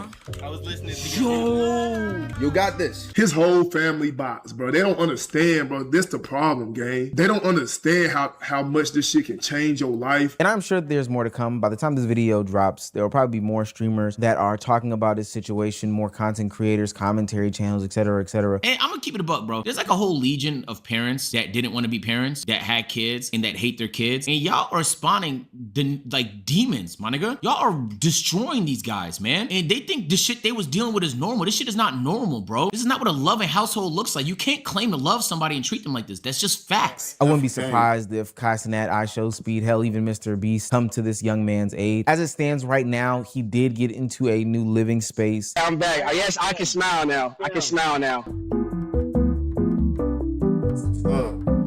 And he is in a better situation, at least right now, physically. I do still hope that his mental is taken care of, because just because you're out of that situation doesn't mean that, you know, you have totally removed yourself from that situation. I know that his mother is still calling him. He's still getting things that are happening to him. That's still something that weighs heavily on a young man's heart. I don't think anybody would want to be in a situation where they have to turn their back on, leave, or otherwise their mother, no matter how damaging it is. I know, tough relationship. But ultimately, it's good to know that he has a community greater than just the one that he had been streaming to for a minute. He has the entire streaming community behind him and looking into his life situation and hoping that it does well. Like, I don't think that you could ask for much more. Even though small streamer Nitro Camden's dream became a nightmare the instant that stable Ronaldo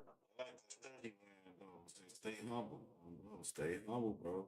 Ronaldo sent thousands of people to his chat. Make it clear and make it plain. This has nothing to do with the raid. This has nothing to do with Camden yelling, because ultimately I do think that what Stable Ronaldo did, what Marlon did, was a silver lining. Sure, Camden endured some harsh things that night, but it did expose a situation that is totally disgusting, something that is not in his control, something that he is not at fault for. A mother that calls him a failure, that doesn't want him to succeed, that surveils him 24/7, that writes these disgusting letters in birthday cards. Things that he had all been dealing with behind closed doors by himself for a long time, but now is having the audience to showcase these atrocities to, and ultimately the greater streamer community coming to his aid. I think that this is a testament to the online community, as toxic as it can be, as disgusting as it can be. There is still unity amongst these people, even in the midst of all of the division that goes on. Kudos to anybody and everybody that is donating. Kudos to anybody and everybody that is talking about this situation, bringing light to his situation. Granted, rules are rules in a person's house. You know, if you come in my house, you got to take shoes off, because that is what it is. But I'm not going to physically put my hands on you and bite you and demean you because you don't take your shoes off. I think that's utterly disgusting. I don't want people to look at this as some sort of negative story. He went through a negative experience, but now his life is beginning anew, and we should wrap our arms around Nitro Camden in this time, because ultimately he could be the next greatest. But even if he isn't the next greatest, he should not have to endure nasty and disgusting behaviors. My thing is, though, I feel like she should be happy that he ain't out here as a YN, you know what I'm saying? Like these YNs and shit, you know what I'm saying? Shooting up the place and all that type of shit. Got, you know what I'm saying, smoke with motherfuckers, you know what I'm saying, rapping about killing motherfuckers and drill music. You know what I'm saying? He ain't doing none of that shit. He seemed like a good ass kid, man. That's out the motherfucking way. That's trying to do something, bro. Like, she don't even understand that shit. That's goofy ass shit, man. For real. I love to have my kid like that. Like, what? You ain't out here gang banging? What? Oh shit, you a streamer? Oh shit. Oh, bro.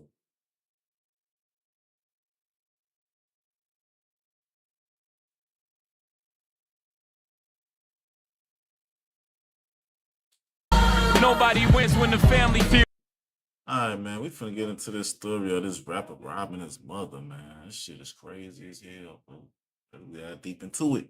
You know I can't leave this bitch until I finish. I have a chicken. It's hard, the other half I got a witchy. That's the easy part. Spend most of my hop out cars and walking down them, take the risk. I heard you heard about the mob, blood shots, he take shit. When I ride around with jet 300 shots up in his whip. One of the victims as a Milwaukee rapper. The scene unfolded this afternoon inside a building near 31st and Cameron. 12 News' Jasmine Franklin is live on the big story here at 10. Jasmine, it was certainly at a very emotional scene there tonight.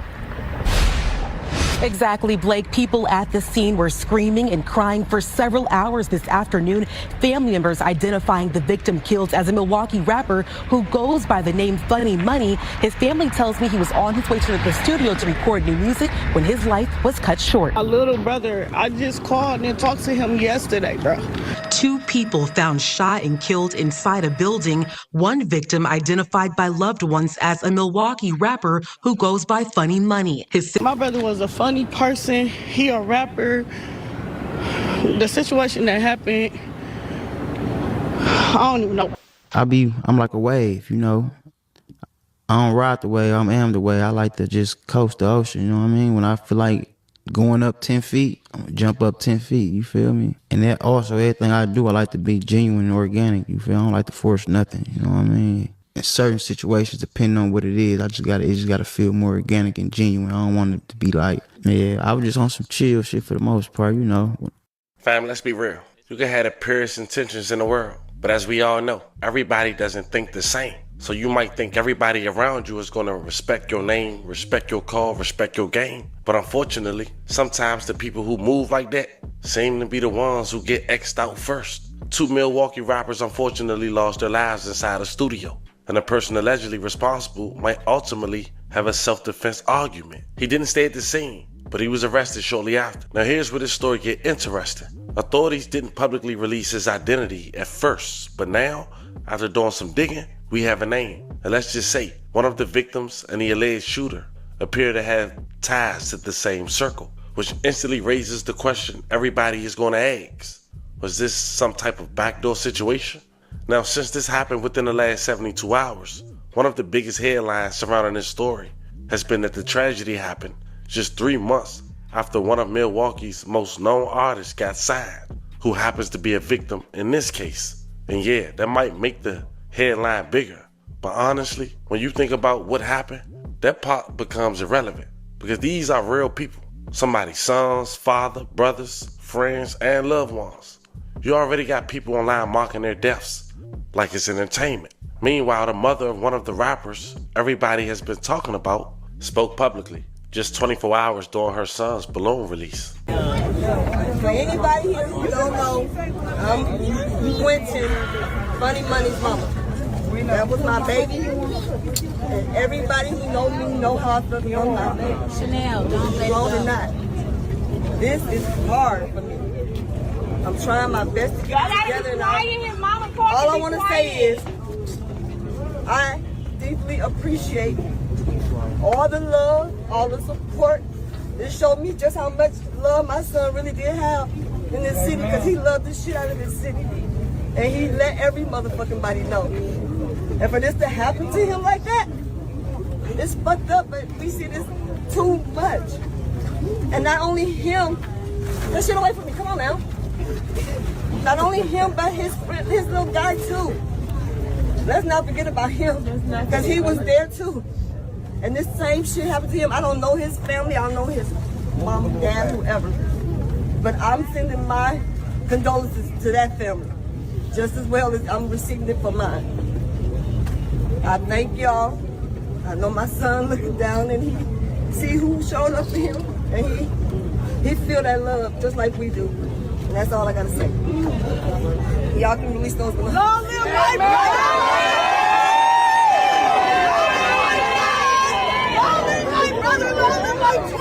Sometimes we talking about these stories a little too much, and we don't look at what's really going on. See how difficult it was for that mother to even speak about her son. Now imagine if that was your mom. Exactly. Ain't nothing about this story funny. But of course, you know, that's how they acting on social media in 2026. But we passed that, because there's some real serious questions that still haven't been answered.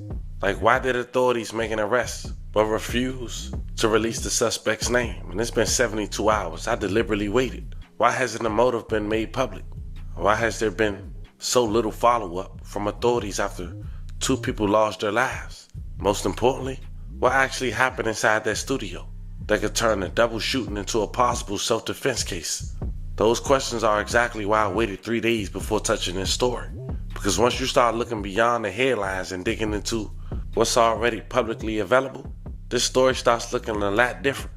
And in this video, we're gonna break down what happened, who was involved, the connections people aren't talking about, and why this case may not be straightforward as it first appeared. But you know how we do. We also gonna pay our respects to the victims, staying unbiased and sticking to what we can actually verify.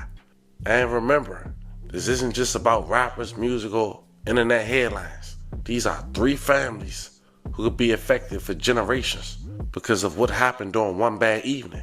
But before we go over this one, I want you guys to remember, I'm gonna give you Anywhere, like, did you find like a friend to work with, or how'd you figure out how to make money?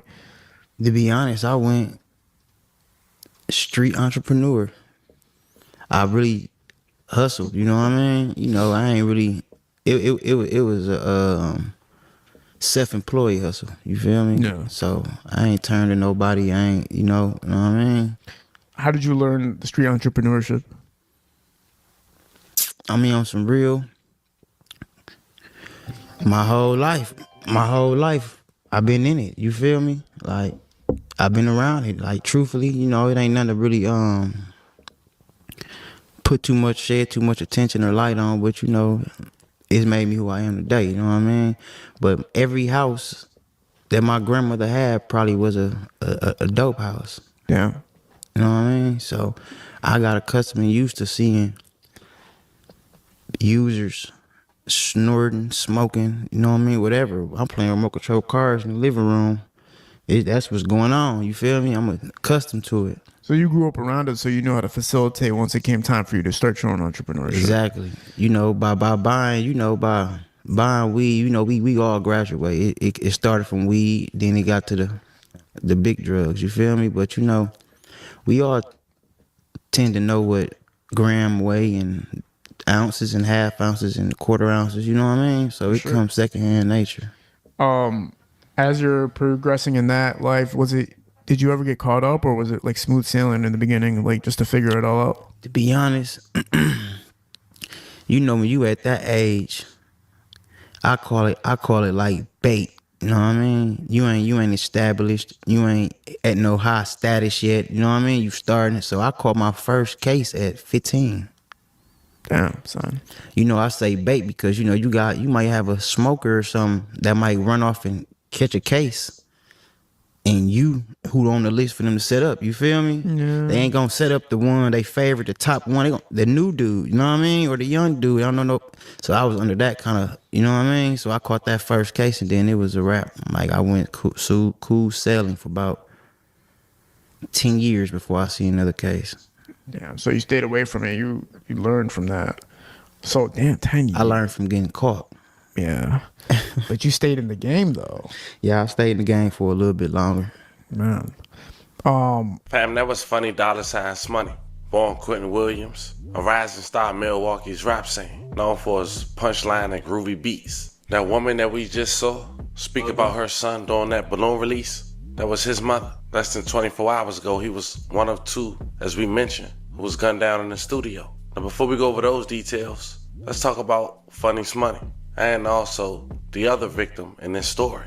You see, Funny Smoney became a central pillar of Milwaukee's hip-hop boom. He'd been rapping for some time. He transitioned from street entrepreneurship to music, gaining local digital traction with his unique delivery. He was also known to have a close friendship with Chicken P, another Milwaukee artist who's currently incarcerated. They have a On the Radar track with Joe Pablo, with over 500,000 views and counting, titled Real Street Nigga. On the ocean, the yacht with some pirates. I just met her, now she love me, hoes be lying. I'm from Funny Money signed his first major deal with Create Music Group before his death in August of 2026. The same label who has backed Big 30 amid his federal arrest in regards to Pooh Shiesty and the Gucci Mane robbery. Now, when some people lies with Chicken Pete being incarcerated, Funny Money, he's the biggest artist coming out of Milwaukee. Hundreds of thousands of views on each song, millions of views in total. And going to the studio, putting in new work was no different. But we all know there's always outside noise that sometimes knock on your front door, and it's on you on how you carry it. Monday, August 17, 2026, Funny Money had went to a studio located in Old North neighborhood of Milwaukee. It was a commercial warehouse building, 31st Street and West Cameron Avenue, specifically around the 4900 block of North 31st Street. But this time, he had some youngins with him, Young Money. One was a local rapper who went by Lil Shiesty, 21 years old, real name DeQuajian D. Evans. okay. YM shit, nigga. You know what the fuck going on, nigga. Long live Jig, long live Zorion. I been bidding out these stripes, I'm trying to top ahead. If I catch that little nigga, can't no running, we gon' top. As you can see, Lil Shiesty was a young intern. Apparently, he might look up the Pooh Shiesty. Now, it was a 28-year-old who also rapped YM, allegedly, who was also in that studio with Funny Money and Lil Shiesty. And it's been alleged that Lil Shiesty had allegedly took his gun. His name, Kelvin Harris. The crazy thing is, a standout high school basketball star who it seemed had came back and not only killed Lil Shiesty allegedly, but also Funny Money, who tried to de-escalate the situation. Wrong place at the wrong time. It was reported that Kelvin ran out the studio, went to a local business, and confessed to killing 2 people before being apprehended shortly after. Here's a picture of him and an officer while pulling up at the scene. And of course, this is his mugshot. Authorities gave him a $250,000 bond, even though it was 2 murder victims. May they both rest in peace and love and condolences to their families. Milwaukee rappers killed in a shooting, and tonight, loved ones are coming together to remember one of those men. He died in that shooting near 31st and Cameron. Fox 6's Ashley Sears just spoke with his family, just back here in studio, and shares the message they want everyone to hear tonight, Ash. Yeah, hi, Ben. They say 21-year-old DeQuajian Evans was a father and up-and-coming rapper. They are heartbroken by his loss, and they say this isn't the first time they've dealt with tragedy.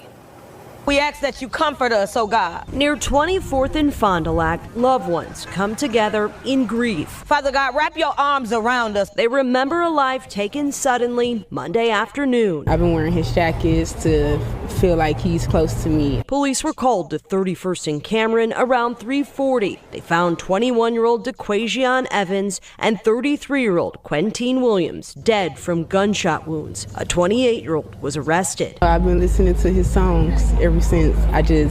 I got to hear his voice. Jaquasia Evans is DeQuajian's twin. She says her brother was dedicated to family and had a love for music.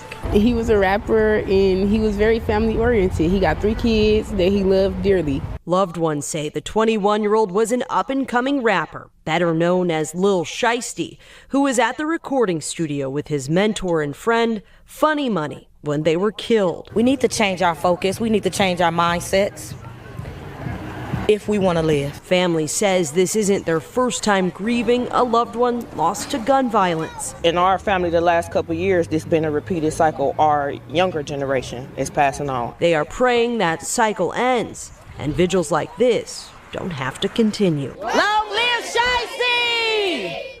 Love you, baby! Again, police arrested a 28-year-old man. Family says they do not know the circumstances of the shooting or the suspect. Charges have been referred to the district attorney's office. Ben and Mary. And the sad part is, here's an alleged picture between Kelvin and Lil Shiesty. We keep talking about stories where it's always the ones you know. Because that's the harsh reality. It's not me picking it that way. It's just pretty much how this life thing in the streets play out. At the end of the day, 2 men lost their lives and another man was arrested. And 3 families are now dealing with something that's going to affect them long after the internet moves on to the next story. And based on what we went over, you can understand why this case may not be as simple as somebody walking into a studio and taking 2 lives for no reason. There are connections, there are unanswered questions, and there are details surrounding what happened inside the studio that could become extremely important when this case reaches court. But until authorities release more information, we're not going to turn assumptions. I ain't gonna lie, that sound like somebody gonna get back on bro. That sound like some get back action right there. Go now.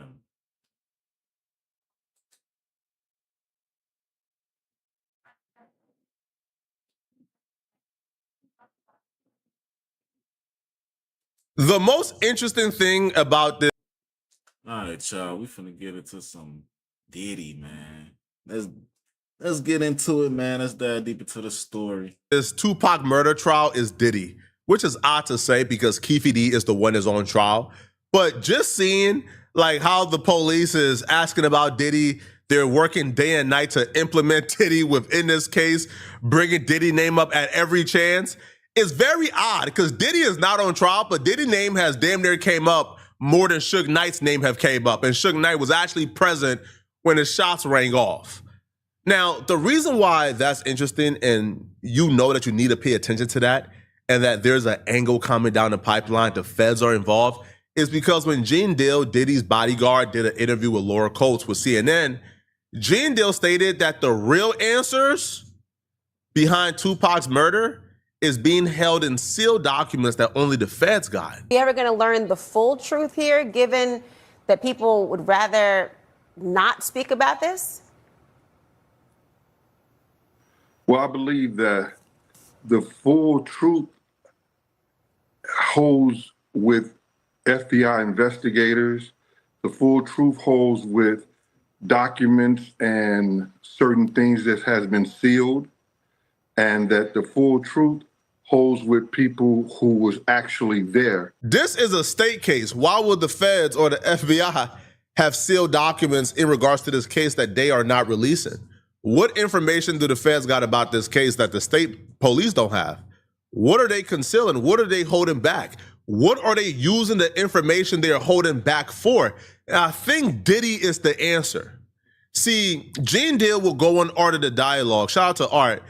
And Gene Deal will break down how desperately, all right, the prosecution have been trying to get him to come to court to testify, not to testify about whether or not he knows if Keefe D did it or not, but to testify about the connection between Diddy and Keefe D. Suge said that somebody had ran up on the car that wasn't supposed to be up on the car. That's why they would want me to come testify.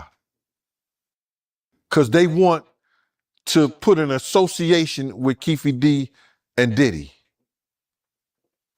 And what they wanted Diddy at that time for is to, if Diddy be the scapegoat, you understand?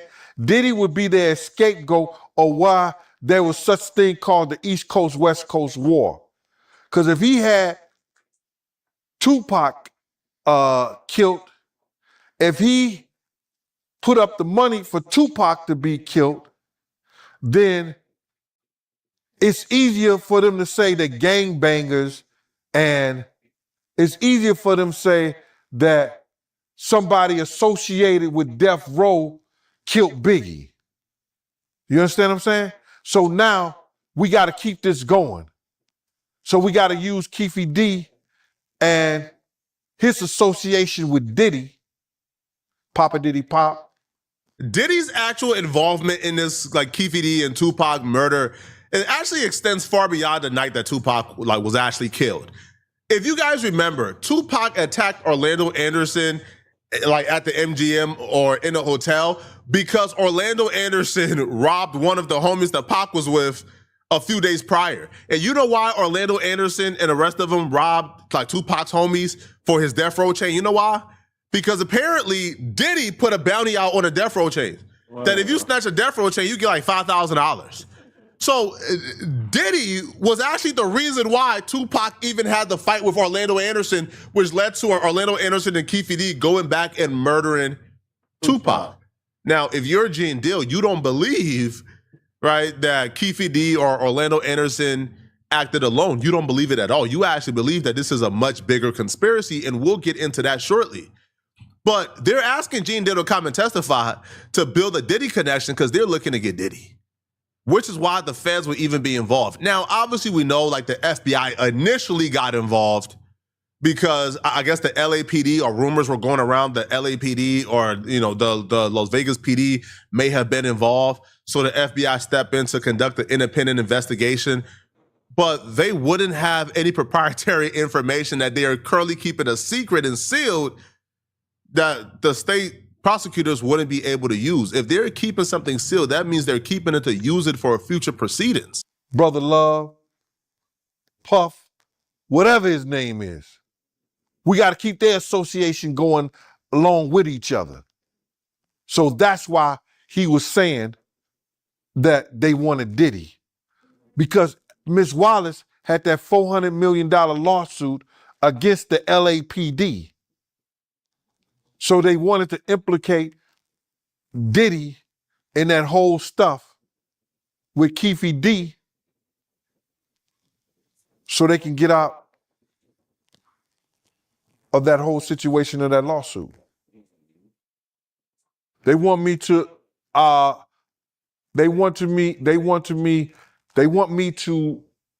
show that Keefe D and Diddy had a relationship. They want me to establish what I know about Keefe D and Puff coercing with each other when they're around each other, gambling, laughing, drinking, popping bottles, the whole 9 yards. That's what they wanted me to do. You can't present two motives at this trial. You can't say, yo, Keefe D and Orlando and the homies they were with, they went and murdered Tupac because Tupac and his crew jumped Orlando. If that's the motive, that's the motive. This was heated in the moment. They went looking for Pac because Pac jumped Orlando. You don't say, well, yeah, that's the motive, but here's another motive as well. They went and murdered Pac because Diddy paid. Yeah, well, okay. Well, if they murdered Pac because of Diddy, then they were already planning to murder Tupac regardless of the fight. So the fight wouldn't be the motive, right? It's the Diddy's payment. So what's the motive? Did they murder Pac because of Diddy paying them, or did they murder Pac because Pac and them jumped Orlando? Which one is it? Which one is it? Which would also explain as well, because when Keefe D, when they pulled up on Suge and Pac, Keefe D says that one homie had the gun on him, but the homie who had the gun was scared to shoot. So they passed the gun to Orlando. Well, if Orlando was the one that got jumped, then wouldn't the plan would have been from the very beginning that Orlando would have been the one who shot at Pac and Suge? Right? Like it wouldn't, right? Like wouldn't that have been the original plan? Yeah, Orlando would shoot since Orlando the one who got jumped. It being a dispute on who shoots will only matter if Diddy was paying. If they were doing this hit because of Diddy and who shot the gun was supposed to get paid, right? Like that's the only dispute, because if somebody jumps you and we riding to go find them because they jumped you, then you're gonna pull the trigger and there's no dispute about it. Like, bro, I'm not handing the gun to somebody else. And when that person says, nah, bro, I'm not doing it, and then I pass the gun to you, man, cut it out, bro. Okay? Now, at trial, they brought up Diddy extensively, right? You know, we've reviewed this in the past, but at trial, they brought up Diddy extensively. Keefe D even like went to New York with a wire on to get a Zip, right, which was one of Diddy's homies, to admit that Diddy gave him $1 million to give to Keefe D for the Tupac hit. Mr. Davis had a narcotics friend in New York by the name of Equan Williams, Zip. He said he could, this is a lot deeper than that. Sean Puffy Combs was supposed to have given money to Zip Martin to give to Mr. Davis for payment of the Tupac murder. Fast forward, we go to Mr. Davis. He says he can rekindle that relationship with Mr. Zip Martin and get him to talk about the money that was given from Sean Puffy Combs to Mr. Martin that never got to Mr. Davis. And did you guys or Mr. Davis come up with a plan to get leverage on Mr. Williams, Zip? And what was the idea? Me, Detective Kading, ATF Jim Black, and Keefe D, Mr. Davis, flew to New York so Mr. Davis can work undercover to try to rekindle that friendship and business relationship with Zip. And when Mr. Davis goes in to, do you remember the name of the club? It's called the Zip Code in Harlem. Does he in fact meet with Zip? Zip, he did, but from what we gathered from Mr. Davis told us, he passed him off to his nephew, meaning Zip passed him off to his nephew to do business with him. Zip had cancer or something like that. He was sickly. He said he wasn't in the business no more, something like that. So it didn't work. So he was unable to reestablish a business relationship and do a drug deal with Zip so that you would have leverage to then talk to Zip about what Mr. Davis told me. They were trying to run the same play on Zip that they were trying to run on Keefe D. Or they ran on Keefe D successfully. Zip was a big-time drug dealer. If Keefe D wore that wire and got Zip to admit or to engage in a transaction with Keefe D, now Zip have some real serious charges on his jacket, and now they can step in and say, hey, bro, give us Diddy. That was the master plan. Zip was just a mastermind, bro. Zip already finessed Keefe D for $1 million. So Keefe D showing up, pretending like he not mad and he just trying to work and do more deals. Man, Zip, man, get out of my face, bro. Bro, is you dumb? Man, talk to my nephew, man. I finessed you for $1 million. I took the $1 million that belonged to you. You show up, not upset and not mad. You friendly as can be, asking for us to start working again. Man, all right, man. Bro, I'm shocked they thought that's going to work on a grimy dude like Zip. Right? But that's what it was. They wanted to entrap Zip so Zip can give up Diddy. For them to have this much of a hard-on for Diddy, I'm telling you, bro, they on this man's bumper. Yo, I was already kind of like surprised and shook the feds gave Diddy a RICO case. Like, you guys forget, like the case that Diddy just had was a RICO, a racketeering. They said Diddy was the leader of a criminal enterprise. But the criminal enterprise they named, Diddy was like the only member because nobody else got charged. So that was kind of tricky. So Diddy has already been named as a leader of a criminal enterprise in a federal indictment already. So everything you see now or everything you're seeing is them trying to line up Diddy. Now, again, man, people have their suspicion of Gene Dale. I'm not going to speak on that. I don't know what Gene Dale is saying is true. I don't know if he's lying. I don't know. But if he's telling the truth, if the feds got sealed indictment with Diddy name on it, sealed paperwork with Diddy name on it, tie him to this Tupac case, and the information is so important that they're not risking releasing it even when Keefe D is on trial, oh, no. Diddy gonna be Harlem shaking in jail forever. Is you crazy? Think about it for a second, bro. They was trying to get Diddy life. Diddy embarrassed the feds. They not letting him get away with that, bro. I don't think y'all understand how serious those RICO charges they put on Diddy was, bro. Cash Out the Rapper got 2 life sentences for something very similar to accuse Diddy of. They listed... Man, Cash Out, just from pimping a girl, he got 3 life sentences. That's crazy. Cassie and Jane Doe, 50 Cent Baby Mama, right? Daffy and Joy, they listed them two as workers, right? As sex workers that Diddy was pimping out.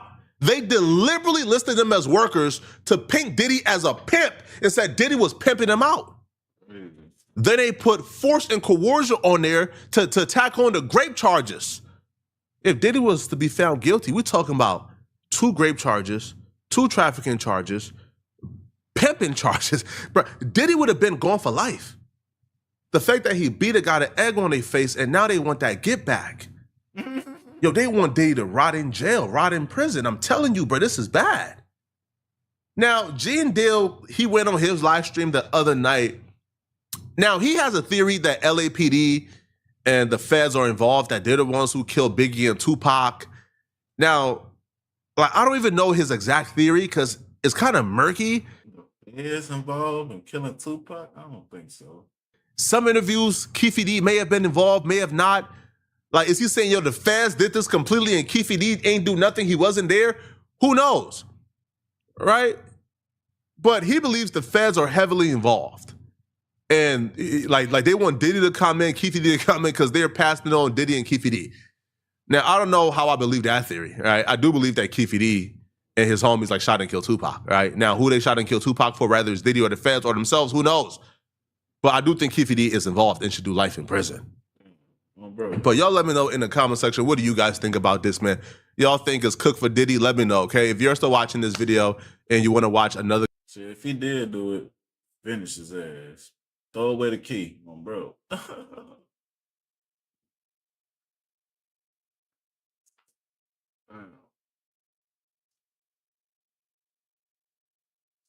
right, chat, man. I think that's it, man. Hope y'all like and subscribe, man. That shit come a long way bro.